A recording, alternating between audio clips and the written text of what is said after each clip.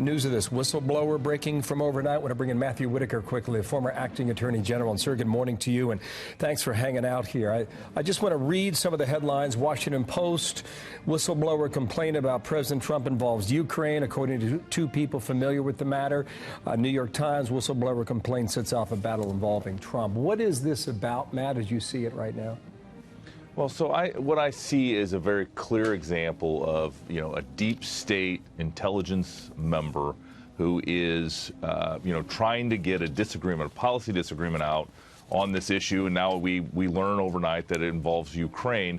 And again, by Monday, we'll probably know the whole story. But the bottom line is that this is another attempt by people that disagree with this president's foreign policy to undermine him. And, as the President of the United States, he has broad discretion in foreign policy arena. And, so there's obviously people that have been long-time intelligence community members and diplomats that just disagree with both his style and his substance. And I think it's a shame that there are people like this that won't just put their name on it and won't say why they believe they disagree on issues with the president. But this is what you end up with. Can you think of another time when this has happened?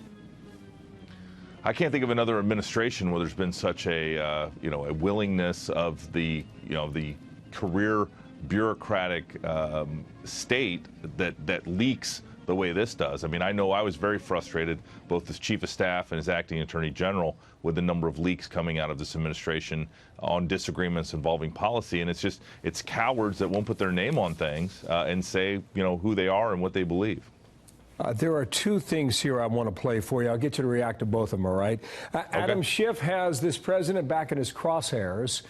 He apparently met with the inspector general that oversees all the intelligence agencies, and there was not a lot of new information, according to some of the readouts we get. First, here is Schiff, and I'll get you to respond here. I believe that there is an effort to prevent this information getting to Congress. And if the assertion is accurate that the Department of Justice has made and the DNI has affirmed that this involves a potentially privileged communication, then at one level or another, it likely involves either the president or people around him. Go ahead and analyze that, Matthew. Well, so there is a very specific mechanism for the Inspector General at the DNI to receive something like this and be obligated under law to provide it to the Congress. The Department of Justice and the DNI, the head of the intelligence community, has determined that this law doesn't apply to this complaint.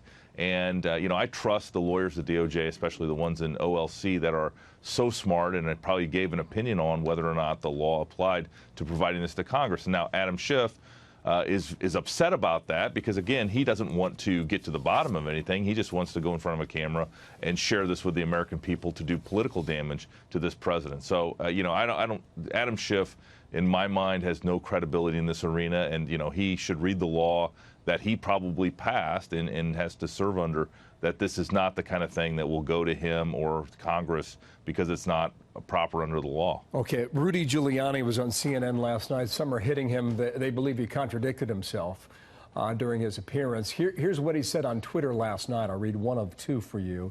The Dem-owned media is going crazy over Ukraine.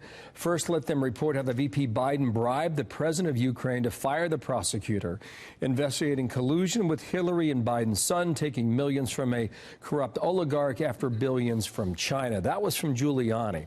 Here is Ari Fleischer's take with Laura Ingraham from last night. He said this. The only thing that gives me any ounce of credibility is they didn't leak it.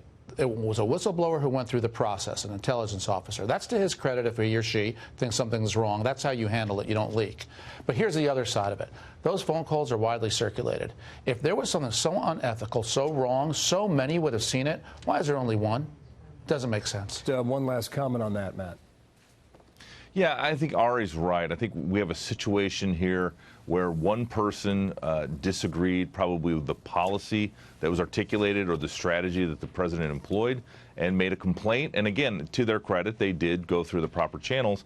But now, Adam Schiff and the members of Congress are trying to pull this out in order to do political damage to the president. And it's just, there's just sick people involved in this situation. Yeah, Matthew Whitaker, I know you got a train to catch. Thank you for delaying that. Just in a word, do we find the truth eventually or not on this? Yes, it will all come out. There's no doubt. Thank you, sir, for your time today. Have a good weekend. Thank you. In Thank you. Washington, Matt Whitaker.